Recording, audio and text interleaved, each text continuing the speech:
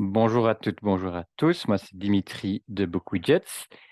Et aujourd'hui, je vous présente la fonction live ou widget en direct qui permet de suivre la progression des élèves.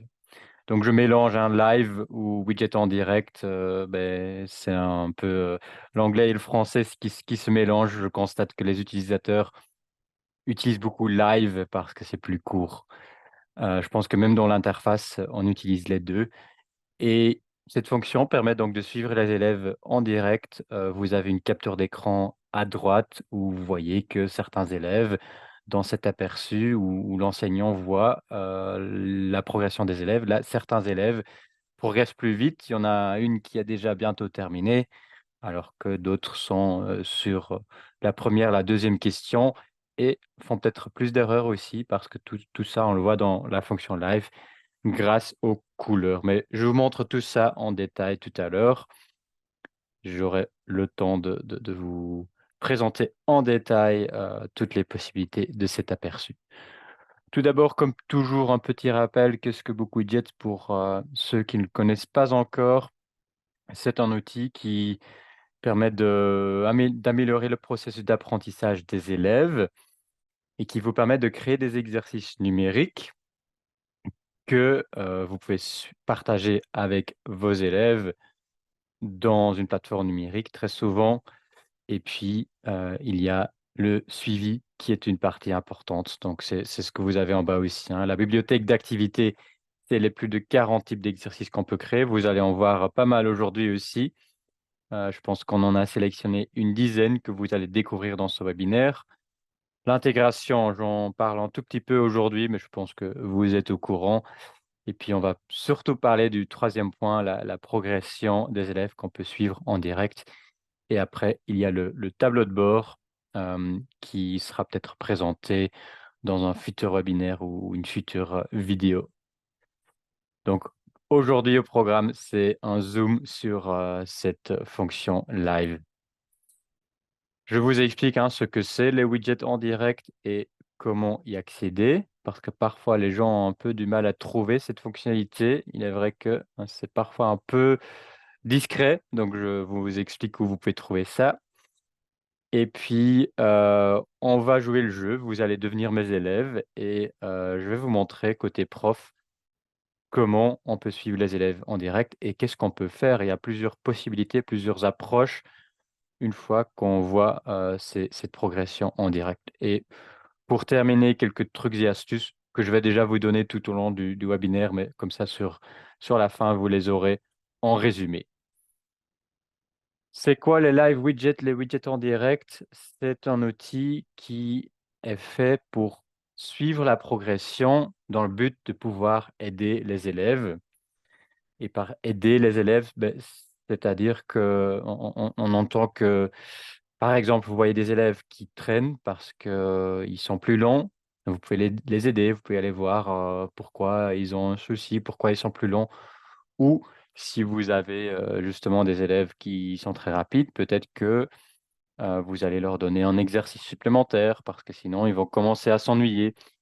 Donc c'est aussi un outil qui va faciliter la différenciation qu'on a déjà présenté dans un autre webinaire qui a été enregistré, la différenciation avec BookWidgets. Il y a beaucoup de possibilités et la fonction live en est un exemple. Condition importante pour la fonction live, c'est que les élèves travaillent dans une plateforme numérique, donc un Google Classroom, un Teams, Smart School, Moodle, etc. Peu importe si c'est chez eux ou à l'école, ça, il y a pas de différence, mais il faut qu'ils passent par une plateforme numérique parce qu'en passant par une plateforme numérique, ils sont connectés et comme ça, BookWidget saura présenter les élèves dans ce tableau de bord live. Où le trouver, ça dépend un peu. Si vous êtes sur le site de BookWidgets, vous avez tout simplement à gauche un onglet live. Sinon, dans Smart School, Google Classroom et Moodle, c'est à l'intérieur de la plateforme. Donc, pour Teams ou It's Learning, il faut aller sur le site de BookWidgets. Donc, BookWidgets est intégré dans ces deux plateformes-là, mais la fonction live est une des seules parties qui n'est pas disponible au sein de la plateforme numérique même. Donc, je vous montre pour Smart School et Classroom. Pour Moodle, il y aura un autre webinaire, je pense que c'est la semaine prochaine, si je ne me trompe pas, où je présenterai la fonction live dans Moodle aussi, mais ça ressemble d'ailleurs beaucoup à ce que vous allez voir dans Smart School. Donc, dans Smart School, vous allez dans un de vos cours, dans la partie exercice, dans les résultats, là, vous allez retrouver la fonction live et je peux vous montrer ça. Je vais vous montrer tout ça dans Smart School. Donc, je vais dans un de mes cours et comme toujours dans les exercices, vous cliquez sur Gestion et vous allez vers les résultats de BookWidgets. Et ici, vous avez en haut à droite une petite caméra. Donc, c'est vrai que c'est un peu discret. Une fois que vous l'avez utilisé, vous allez facilement retrouver. Mais la première fois, il faut peut-être chercher un peu. Donc là, vous avez les widgets en direct, la fonction live. Voilà. Et là, parcours, vous avez ici un aperçu des widgets qui ont une activité, c'est-à-dire un widget dans lequel des élèves ont travaillé. Au moins un élève a travaillé au cours des 7 derniers jours et quand vous cliquez dessus, vous voyez ici, Alix, il y a 1 heure, a travaillé sur cet exercice, mais elle s'était ratée à la deuxième question, visiblement. Voilà. Donc ça pour Smart School. Dans Google Classroom, ça dépend de la version que vous avez. Si vous utilisez une version gratuite de Google Classroom, ça veut dire que vous utilisez l'extension Chrome pour avoir l'intégration de BookWidgets dans Classroom. Et c'est en cliquant sur cette extension Chrome que vous avez accès aux live widgets comme je le fais ici. Voilà, donc il y a le nom du cours ou de la classe dans ma Classroom. Et là, je trouve aussi le travail de Alix, cet élève. Ici, c'est un peu particulier, cette plateforme démo que j'ai, parce que là, j'ai à la fois l'extension Chrome et la possibilité de partager dans les modules complémentaires, comme dans les versions payantes de Google Classroom. Donc, l'exercice que vous voyez ici a été partagé par les modules complémentaires. Ça, c'est uniquement possible si vous avez une version payante de Google Classroom. Et donc là, le bouton Live est disponible au sein du devoir. Et donc là, vous voyez que Alix a travaillé sur la question 1, puis elle a sauté 2 questions, elle a travaillé sur la question 4, et puis là, elle n'a pas encore terminé. Donc ça, c'est un peu les endroits où vous allez retrouver la fonction Live. Et sinon, si vous travaillez sur le site de BookWidgets, ben, vous avez tout simplement ici à gauche le bouton Live où vous voyez aussi les cours, s'il y en a un, et puis les activités récentes dans les widgets. Voilà. Donc, en gros, hein, les endroits où vous pouvez les trouver. Je vous enverrai encore la présentation. Si vous regardez l'enregistrement par après sur YouTube, n'hésitez pas à nous contacter s'il vous faut la présentation. Voilà, et là, on va se lancer. Donc, on va faire une démo où moi, je vais être le prof et vous serez mes élèves. Donc, pour participer, vous allez sur le lien que je vais mettre dans le chat ou bien vous scannez le QR code avec votre téléphone. Vous pouvez choisir, certains widgets vont peut-être mieux fonctionner sur ordinateur parce que l'écran est plus grand. En principe, vous le savez, tout fonctionne aussi sur un smartphone, mais parfois c'est un peu plus intuitif, un peu plus facile sur un grand écran. Donc, je suis en train de mettre le lien, j'y suis presque, dans le chat. Voilà. Bon, si vous ouvrez le lien sur votre ordinateur, vous allez parfois devoir naviguer entre l'exercice et la, la session Zoom où je présente le côté prof, hein, voilà.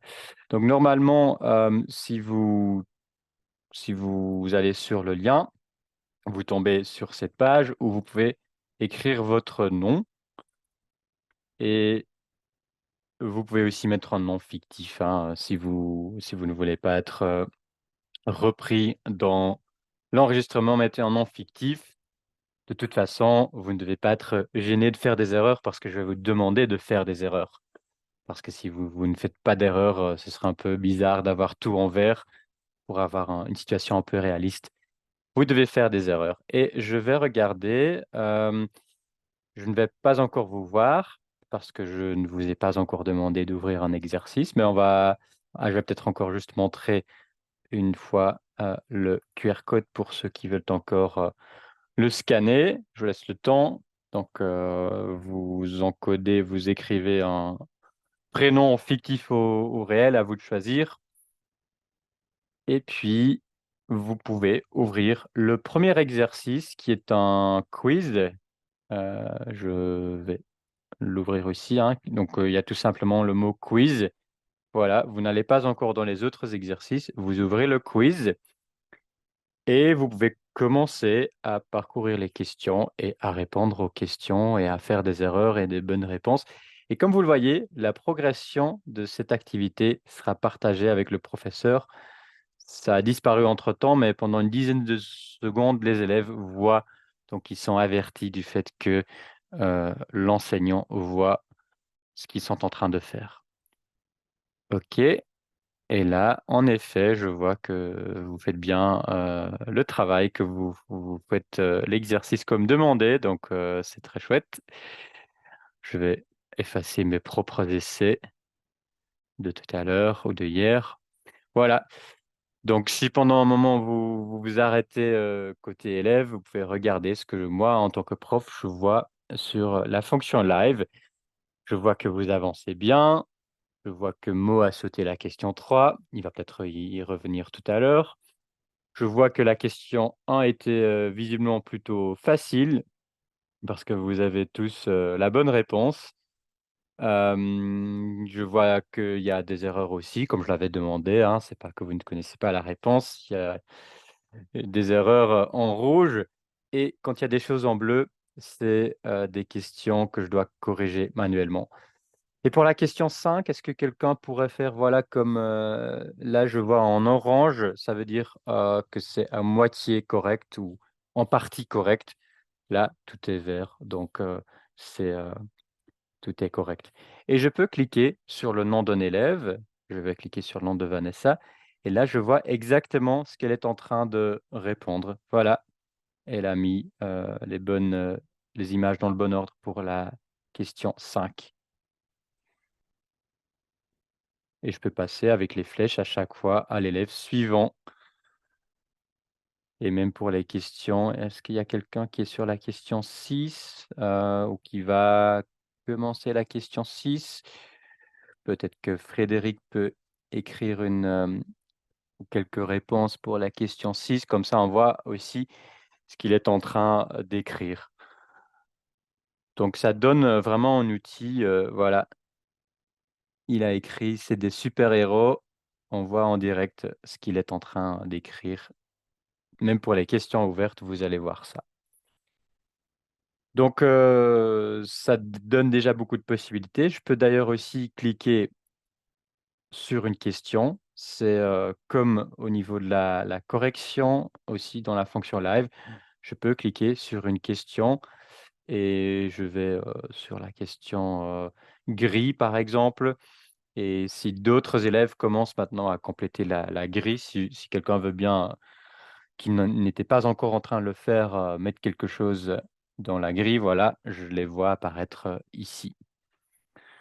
Je vois aussi qu'au niveau de la correction, j'ai oublié quelques traductions. Ça, c'était, donc ce que vous voyez ici en anglais, c'était la réponse qu'il était censé donner, et que j'ai oublié de traduire. Bon, hem Il y a quoi d'autre dans ce menu? Beh, vous pouvez masquer les noms des élèves. La fonction live, je pense qu'en principe, vous n'allez pas souvent la montrer, sur un TBI ou sur un écran, interactif ou avec un projecteur. Si vous le faites quand même, beh, c'est une bonne idée, je pense, de masquer les noms des élèves et puis vous pouvez à chaque moment trier, en fonction de la dernière activité, par exemple. Voilà, là, c'est à chaque fois celui qui a fait quelque chose en dernier qui apparaît en haut, en fonction du résultat actuel, mais aussi en fonction des réponses pour une question. Donc je vois par exemple pour la question 8, je peux voir, beh, là je mets ceux qui ont 2 sur 3 en haut, ou je peux faire la même chose pour la question 5. Donc ça permet de vraiment, zoomer sur des questions spécifiques parce que, imaginons qu'ici la question 11, qu'il y en a 3 qui l'ont fait très bien et 3 qui l'ont fait un peu moins bien. Peut-être que je pourrais, prendre les 3 qui ont de moins, bons résultats pour cette question-là à part et leur donner une nouvelle, explication. Voilà, je vois que vous avez, certains en tout cas ont plus ou moins terminé. Même si vous n'avez pas encore terminé, je vais vous demander d'envoyer, vos réponses avec l'enveloppe en haut à droite ou, tout simplement en allant jusqu'à la fin du quiz en cliquant sur envoyer et là, je vois que Frédéric a envoyé parce que je vois à la fois la coche qui indique qu'il a terminé et puis l'enveloppe qui indique que les réponses ont été envoyées et en cliquant sur l'enveloppe, je vais même directement à, son travail que je peux commencer à corriger, éventuellement. Que je vais pas faire aujourd'hui, je vais me concentrer sur la fonction live, donc voilà. Donc là, il y a 3 élèves qui ont envoyé les réponses, Nadette aussi. Si un élève oublie d'envoyer ses réponses, on peut soumettre les réponses actuelles de cet élève, voilà et il va me l'indiquer, hein. Il va me dire, donc là, on a une réponse aussi, mais attention, c'est pas l'élève lui-même qui a envoyé.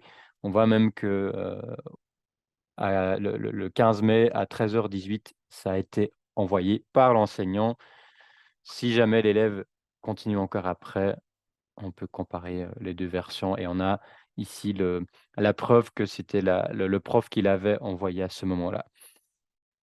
Voilà, je pense que j'ai tout dit ce qu'il fallait dire sur, cet écran, donc un tableau qui est quand même, assez puissant et beaucoup de gens connaissent la fonction live, mais connaissent pas toujours ces fonctionnalités pour trier en fonction de la dernière date, du score, général ou même, de questions, spécifiques.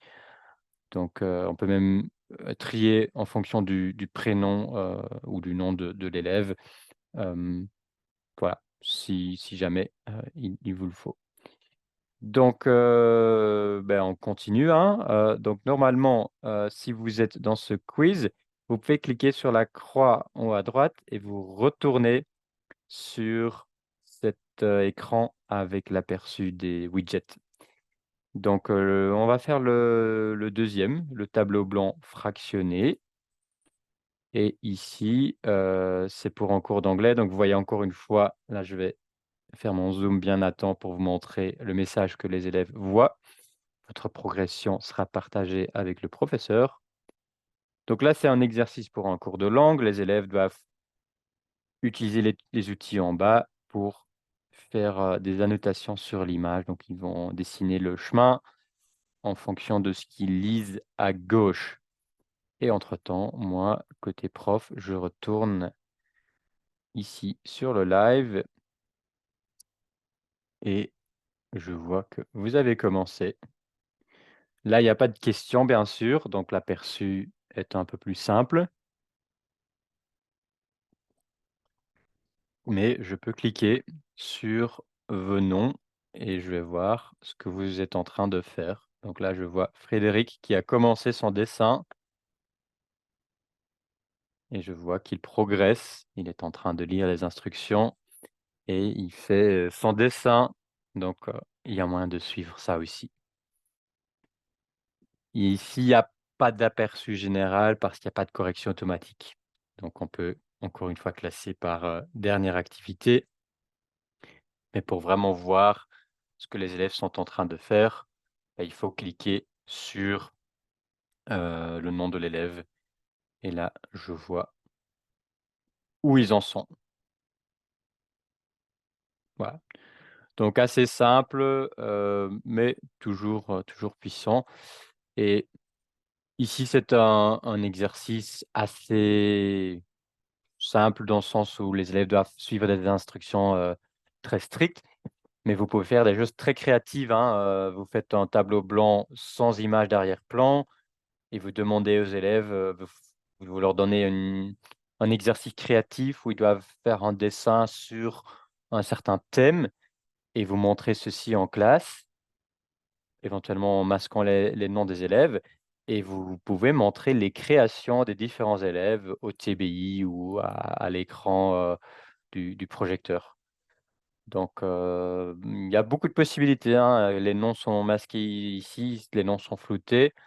Vous pouvez peut-être demander, qui a dessiné ça et puis, les élèves doivent deviner et puis vous remontrez les noms, vous les rendez visibles à nouveau. Voilà. Ça pour le tableau blanc ou, le tableau blanc, j'ai oublié le nom, allez, tableau blanc fractionné bien sûr, voilà. OK, beh, on passe au troisième exemple. Donc vous cliquez de nouveau sur la croix en haut à droite et on prend le billet de sortie qui est chouette aussi, qui va encore, être différent, en termes de visualisation dans, la fonction live. Voilà. Donc, le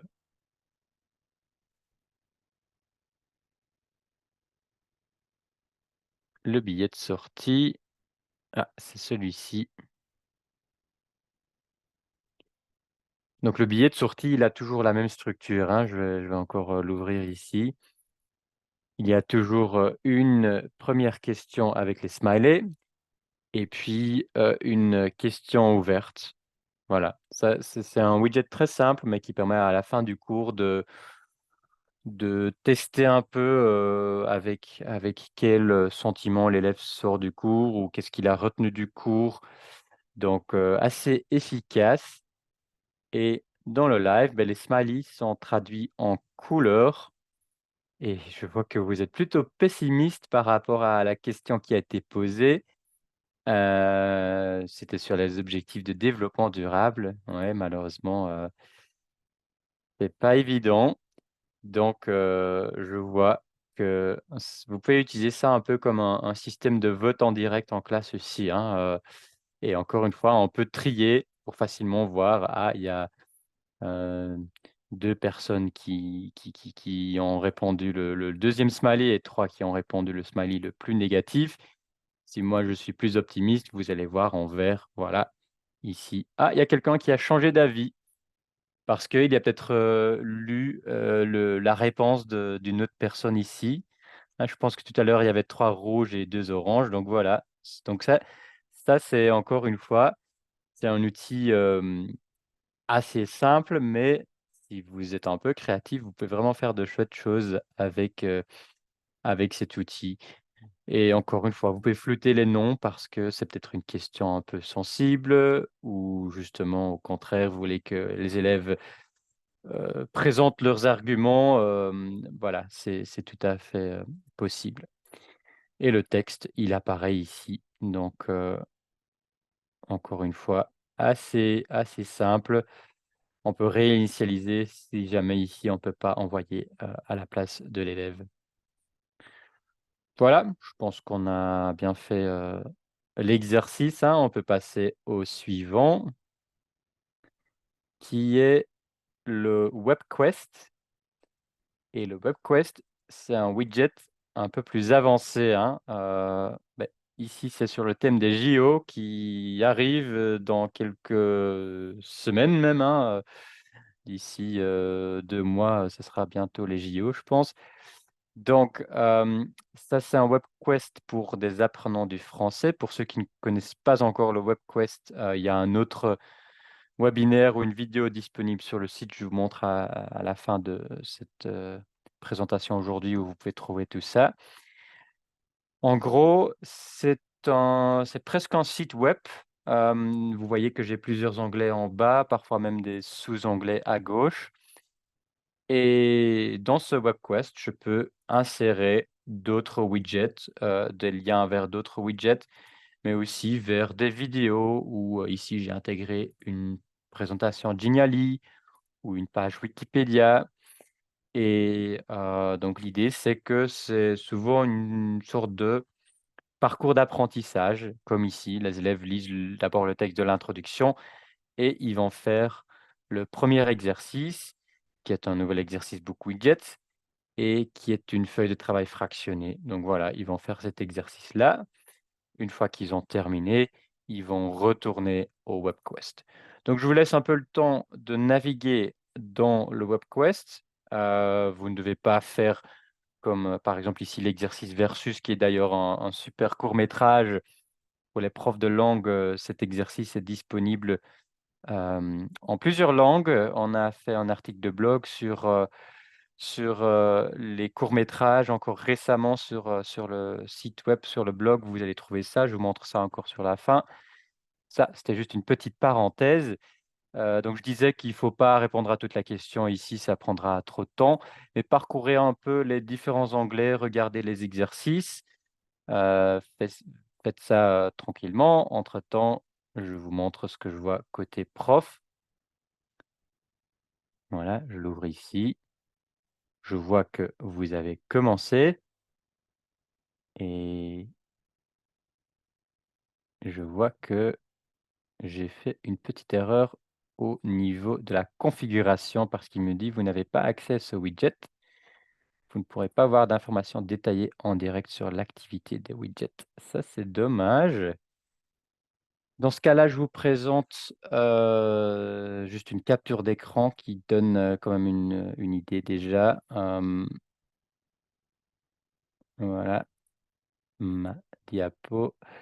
Donc ça, c'est ce que je vous ai montré tout à l'heure, hein, pour, le quiz vidéo, la feuille de travail et la feuille de travail fractionnée. Je ne l'ai montré que pour le quiz, et pour ces 4 là, c'est la même chose, hein. Vous avez cet aperçu avec, tous ces éléments. Pour le tableau blanc et le tableau blanc fractionné, là aussi pour les 2, vous voyez la même chose.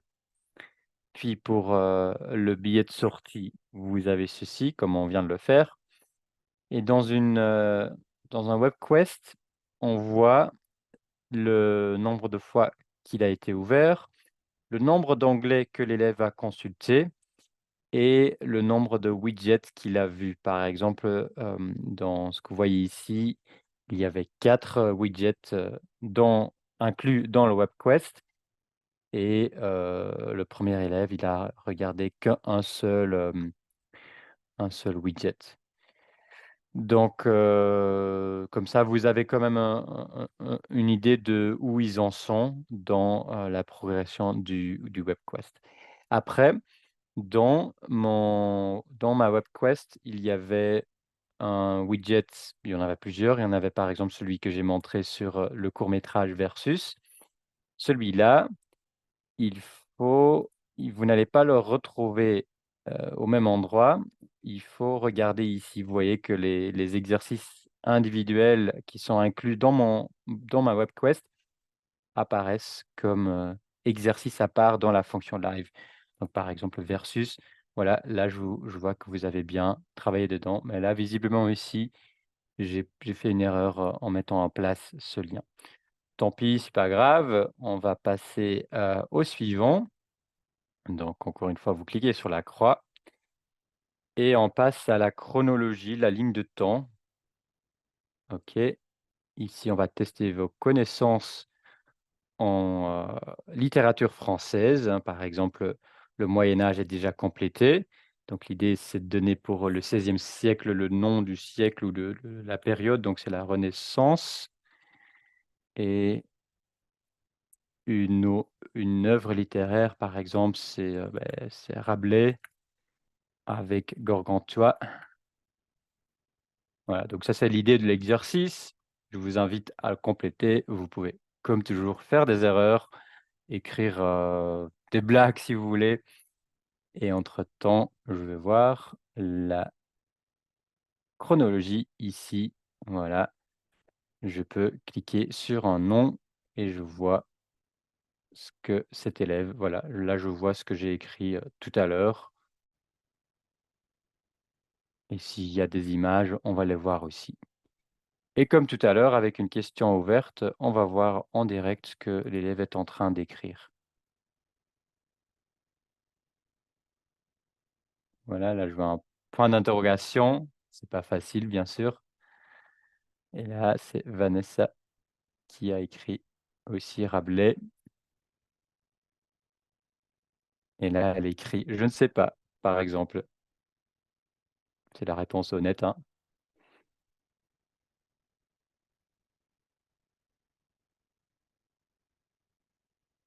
Donc la ligne de temps, avec même des smileys, c'est tout à fait possible d'insérer des smileys.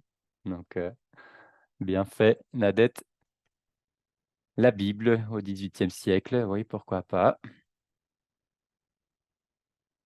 Voilà.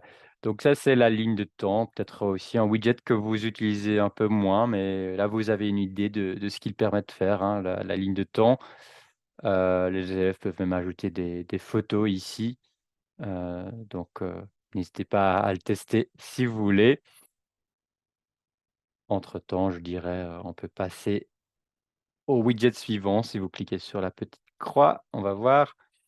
Le suivant, c'est les cartes flash qui permettent aux élèves d'étudier du vocabulaire et ici, c'est les fruits en anglais. Donc un citron, ça se dit comment en anglais? J'essaye de me le rappeler, je réfléchis et puis après je vérifie si, ce que j'avais en tête est correct.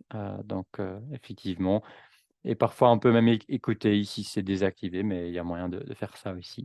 Donc c'est un outil qui est, beaucoup utilisé. Un ananas, ça se dit pineapple en anglais. Voilà, je l'avais juste comme ça, je peux étudier le vocabulaire. Voilà, n'hésitez pas à étudier les fruits en anglais et moi de mon côté, je vais voir, où vous en êtes. Je passe aux flashcards, les fruits en anglais. Et là, c'est un peu différent. Je vois le nombre d'affichages. Je vois ici, combien de temps ça fait que vous êtes dessus. Et je vois que Nadette a déjà vu, les 12 cartes qui sont dans la série pour un total de 21 vues et cetera. Donc, et si vous mettez le curseur dessus, il vous explique même, ce que chaque élément veut dire, combien de cartes l'élève a-t-il consulté. Le nombre total de fois que l'élève a consulté une carte qui peut être, différent parce qu'il y a des cartes qui vont revenir, il y a des cartes qu'il va voir 2 fois et le nombre de fois qu'il a retourné la carte. Parfois, il va peut-être sauter parce qu'il se dit: «Ça, je connais déjà». Donc, voilà, vous avez tout ça ici. Je pense que vous n'allez pas forcément regarder en détail, ces nombres, mais s'il y a un élève qui traîne, qui perd un peu son temps, ça va se voir, hein. Ça va se voir tout de suite, qu'il y a un élève qui reste sur 3 des 12 visualisés comme Dimitri ici. Bon, là, il y a un problème si je compare, à ce que les autres élèves ont fait en même temps. Voilà, donc pour les flashcards, assez simple, mais toujours très, puissant pour étudier, par exemple, du vocabulaire. On passe, aux jeux, aux activités ludiques en orange, donc on fait le puzzle. Voilà et là, vous avez un puzzle sur un tableau que vous connaissez sans doute. Donc je vous laisse faire le puzzle, on va voir qui arrivera à le faire, en premier parce que moi, de mon côté, encore une fois, je vais prendre la fonction live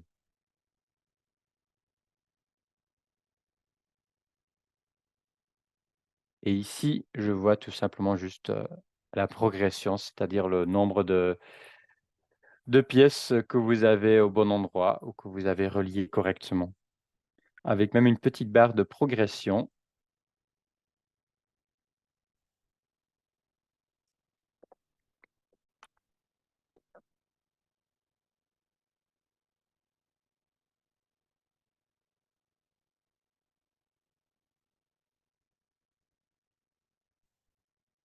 Bon, c'est MO, je pense que c'est Marie-Olivier qui a gagné.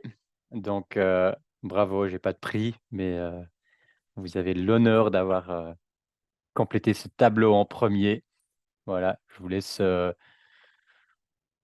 Bon, je vous laisse pas terminer, on va pas attendre, mais le lien restera actif, hein. Si vous voulez terminer après, vous pouvez le faire encore. Parce qu'on va passer au jeu de mémoire, qui est très chouette aussi.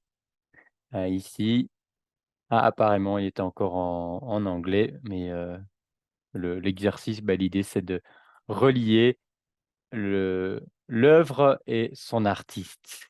Donc, ça, c'est ça, voilà. Là, j'en ai trouvé un, hein, j'ai trouvé Van Gogh pour cette œuvre-là. Donc, encore une fois, il y a rien à gagner, mais on va quand même voir qui arrive à faire ça en premier.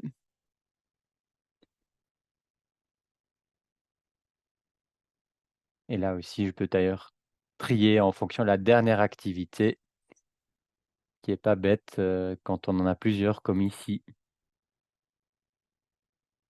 Ah, Marie-Olivier est en forme. Bravo encore. Est-ce qu'elle n'est pas prof d'art, par hasard? Non, c'était anglais et espagnol. OK, bonne base en culture générale alors. OK, encore une fois, si vous voulez le terminer, bah, vous aurez encore l'occasion après. Parce que comme vous le savez, tout ce que vous faites dans BookWidget est enregistré automatiquement aussi côté élève. Donc si vous revenez après, vous allez voir que tout ce que vous avez fait reste encore là. On a fait le jeu de mémoire, on va faire le mot croisé. Je vais voir, on va tester votre connaissance en, capitales européennes, donc compléter les capitales des différents pays ici. Bah, je vous donne, le premier en cadeau, c'est pas le plus facile, mais c'est Bratislava, la capitale de la Slovaquie. Voilà, donc vous cliquez sur, un pays à gauche ou à droite et vous complétez la la capitale. Voilà. Entre-temps, moi, en tant que prof, je vois ici ah, vous n'avez pas encore tous commencé, vous êtes encore dans le précédent. Donc, n'hésitez pas à ouvrir le mot croisé, comme ça, je vais voir votre progression. Ah! En fait, je me suis trompé, où il y a 2 fois capitale européenne, c'est ça le problème. Donc il faut aller dans le mot croisé parce que les mots mêlés, c'est pour après. C'est ça, c'est le mot croisé. Donc, attention, c'est le mot croisé, mot mêlé, c'est après. Voilà. Et là, je vois que Frédéric, mon collègue, il connaît très bien les capitales européennes. Donc il va très vite. Ici, il met 14 sur 14, mais il y en a plus que 14 dans la liste. Donc ça veut dire que parmi tout ce qu'il a complété, il a tout correct. Si je fais une erreur, par exemple, là, je vais écrire n'importe quoi. Là, je vais voir que j'ai 2 sur 3 parce que j'en ai complété 3 et de ces 3, il y en a 2 qui sont corrects.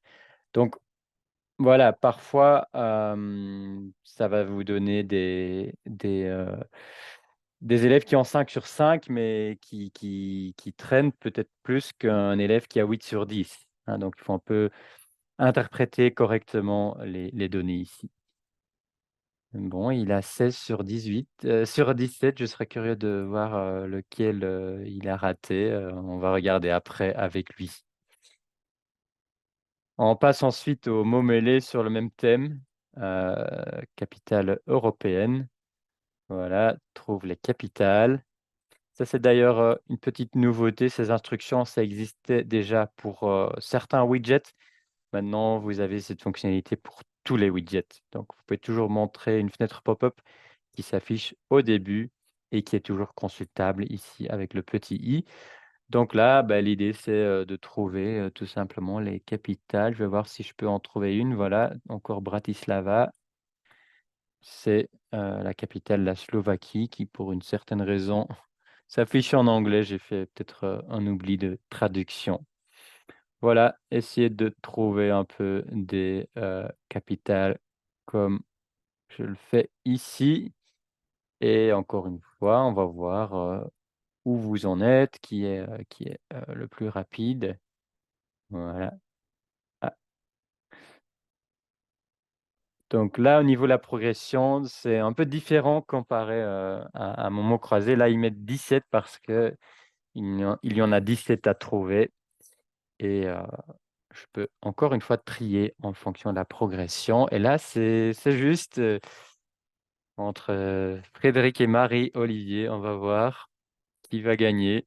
Ou peut-être que quelqu'un fait encore un bond en avant, quelqu'un fait encore un sprint final pour passer de 5 ou 6 sur 17 très vite au 17. Je ne sais pas s'il y a des mots en diagonale aussi ou des mots qui sont écrits dans l'autre sens. Ce sont des choses qu'on peut paramétrer, hein. Dans les options, on peut choisir la difficulté et donc j'ai l'impression que là, c'est plutôt tout ce que je trouve, en tout cas moi, mais je regarde peut-être pas très bien, c'est droit et de gauche à droite, mais peut-être qu'il y a des choses en diagonale aussi. Je ne sais plus ce qu'on avait choisi en termes de paramètres. Allez, plus que 3 pour Marie-Olivier.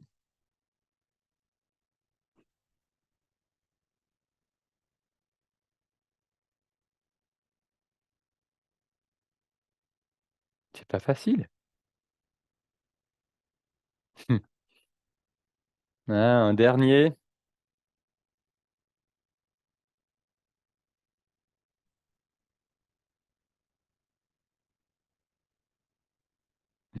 qui est souvent le plus dur à trouver, le dernier sans doute.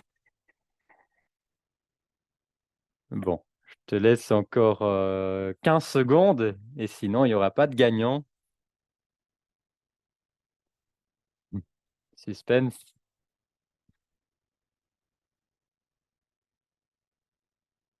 Ah, dommage, on va passer à l'exercice suivant parce que sinon ça va durer un peu trop longtemps. Donc on revient sur l'aperçu et on va faire une carte mentale, un mind map comme on dit en anglais.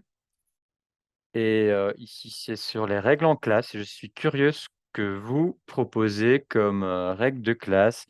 Donc c'est un brainstorming, n'hésitez pas à ajouter des choses avec le petit plus en haut et par exemple, venir à temps.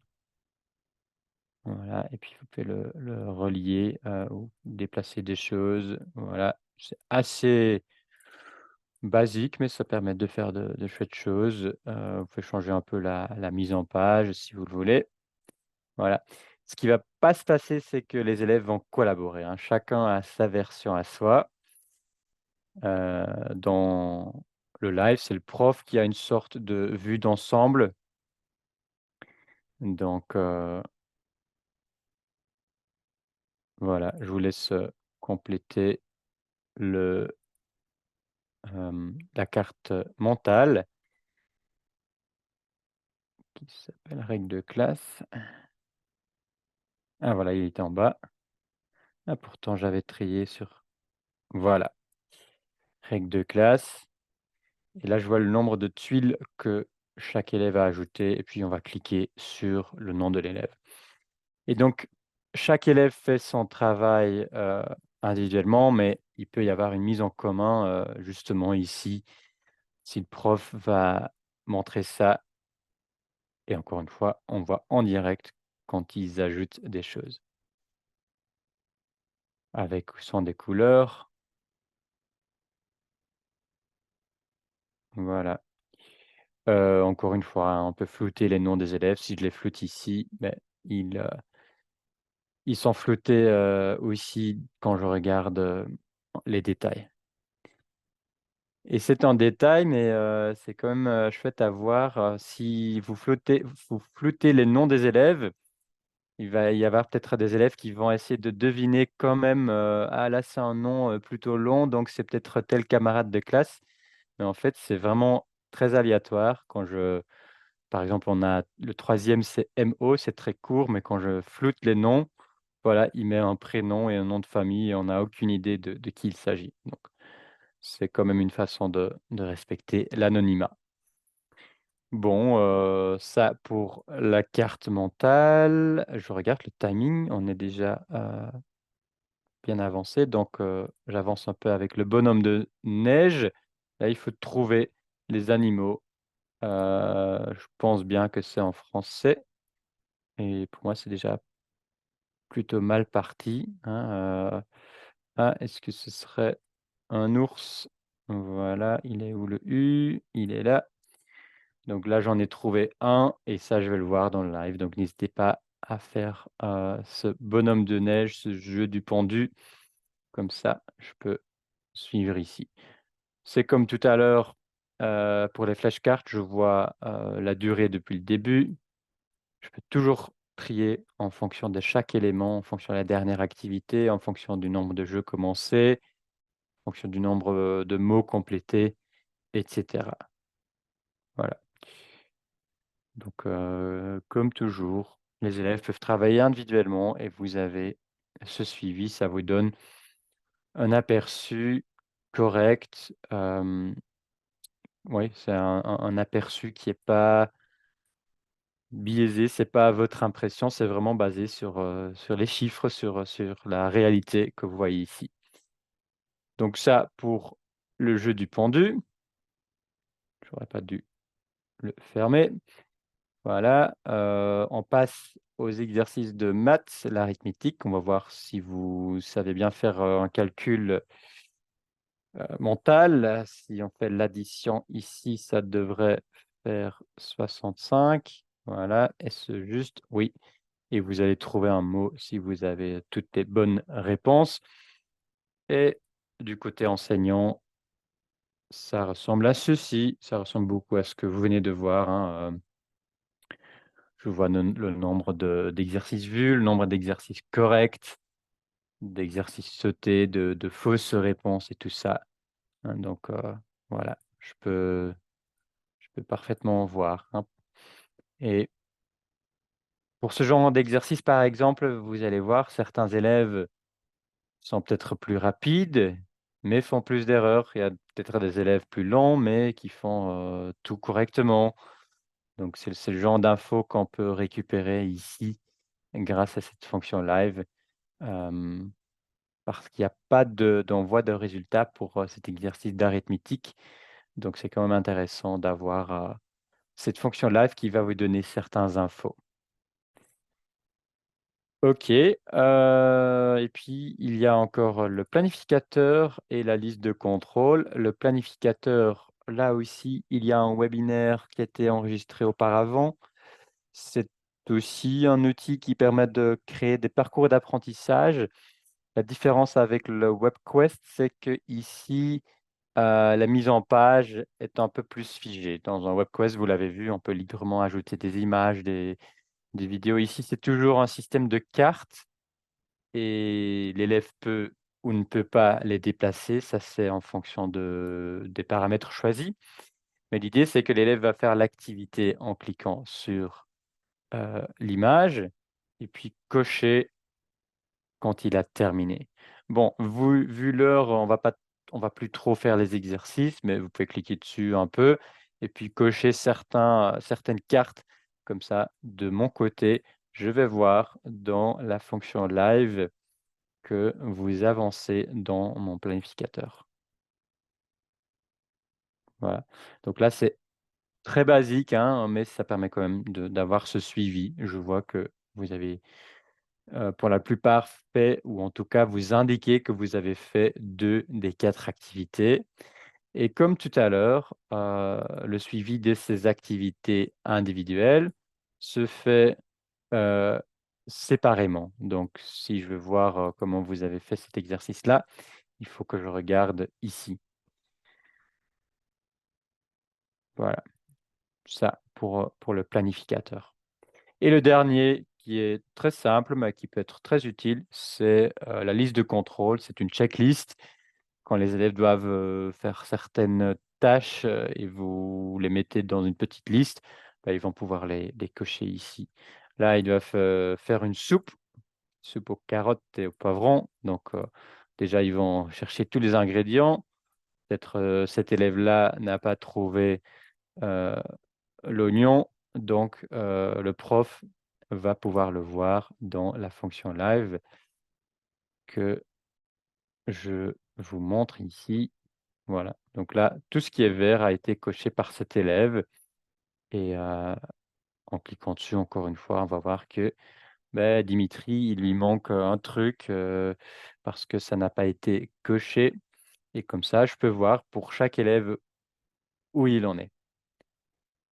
Bah et surtout, je pense pour des cours, techniques, pour des cours, il y avait quelqu'un dans le chat aussi, hein, cours de cuisine, et service en salle. Et je pense que c'est pas mal à la fois pour l'élève, ça lui donne une structure et pour le prof, ça donne un suivi. Ça permet de voir, où ils en sont.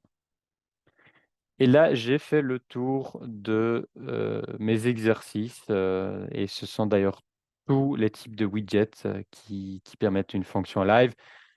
C'est-à-dire que pour le quiz, il y a aussi la feuille de travail fractionnée et le quiz vidéo et puis pareil, il y a aussi le tableau blanc non fractionné.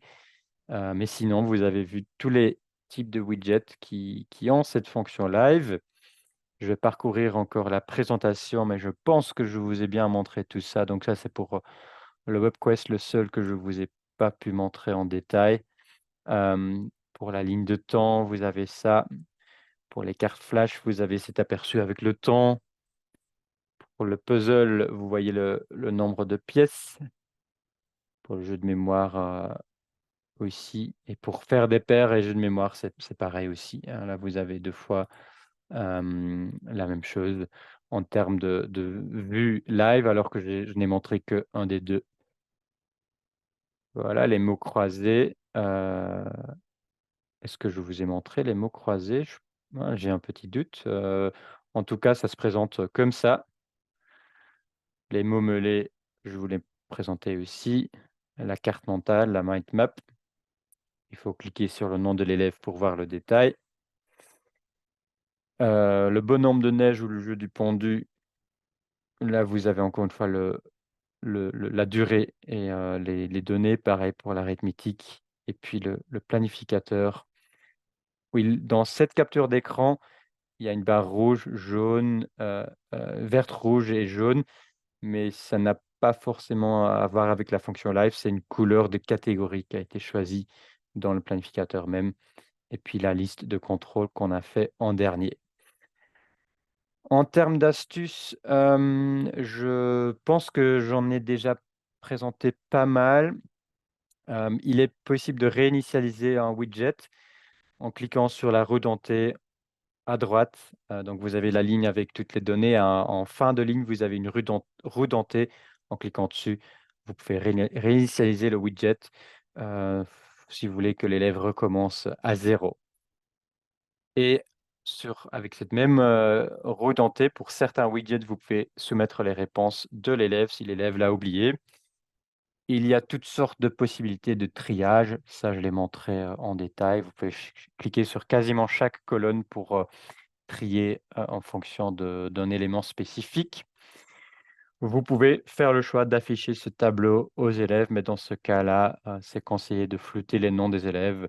En tout cas, c'est conseillé si c'est des questions disant qu'ils étaient, peut-être censés savoir parce que ça peut créer une certaine gêne si un élève, passe un mauvais jour et a un moins bon résultat. Pour les quiz et les feuilles de travail, vous pouvez cliquer sur une question pour voir la vue, pas question par question. Euh, Expliquez aux élèves que vous disposez de cette fonctionnalité. Ils en sont de toute façon avertis, mais ça crée une transparence. Si vous leur dites, ils vont le découvrir tôt ou tard de toute façon. Donc, on conseille de leur dire. C'est d'ailleurs pas un outil, et ça, c'est quelque chose qu'on peut leur expliquer aussi. C'est pas un outil qui leur permet de voir ce qu'ils font à l'écran. Il y a d'autres outils qui permettent de le faire. Ici, vous voyez uniquement ce qu'ils font dans l'exercice Beaucoup de Jets. Il y a un tutoriel, je vous mets le lien dans le chat. On le mettra aussi dans la description de la vidéo sur YouTube. Il y a un article de blog, malheureusement uniquement en anglais, mais très inspirant. Donc, c'est intéressant de regarder ça aussi avec des idées de cours pour la fonction live. Et un dernier point, cet historique se limite à 30 jours. Ça, c'est bon à savoir. C'est pas illimité. C'est pas le but de cette fonctionnalité.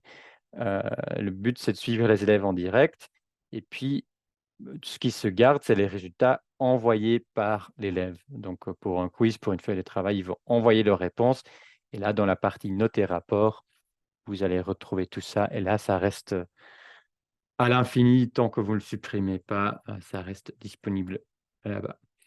Voilà, j'ai fait le tour. J'ai, encore, comme toujours, quelques liens utiles pour toutes vos questions, remarques, et cetera. L'adresse mail support@beaucoup-diète.com et ce sera Frédéric, ou dans certains cas, peut-être moi, qui vous répondra.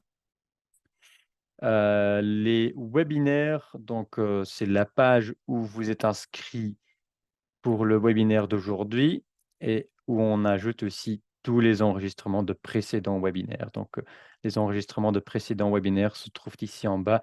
Il y en a déjà un paquet, un bon paquet, donc vous allez trouver plein d'inspiration là-bas.